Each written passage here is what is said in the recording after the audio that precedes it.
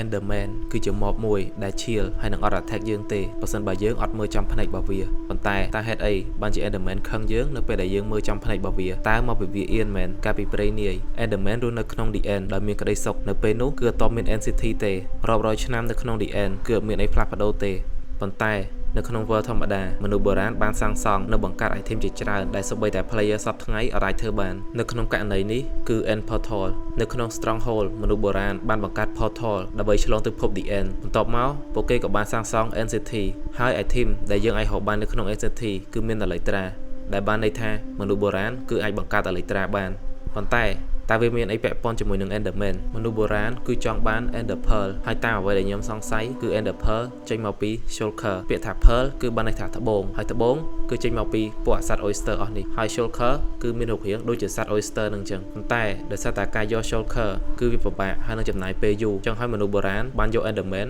ធ្វើជាទេសកលបន្ទាប់មកទៀតក៏យក Enderman មកក្នុង Overworld ហើយនឹង Nether ដើម្បីប្រើវាឲ្យធ្វើការ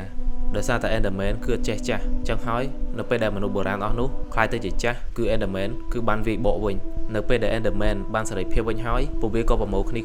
ត្រឡប់ទៅ The End វិញប៉ុន្តែក៏មានគ្នាពួកវាខ្លះនៅក្នុង Overworld ហើយនឹងមានគ្នារបស់ពួកវាខ្លះទៀតនៅក្នុង Nether ចឹងហើយបានជាយើងឃើញនៅមាន Enderman មួយពីរនៅក្នុង Nether ហើយនឹង Overworld ហើយបើអ្នកទាំងគ្នានៅតែអត់ដឹងទៀត Enderman វាខឹងយើងគឺនៅពេលដែលយើងមើលមុខវាទៅវានឹកឃើញដល់មនុស្សបុរាណដែលបានចាប់វាធ្វើជាទេសកលហើយនៅពេលដែលយើងពាក់ Pumpkin នៅលើក្បាលគឺវាមើលមុខយើងអត់ឃើញទេចឹងបានជាវាអត់មានបញ្ហាមួយយើង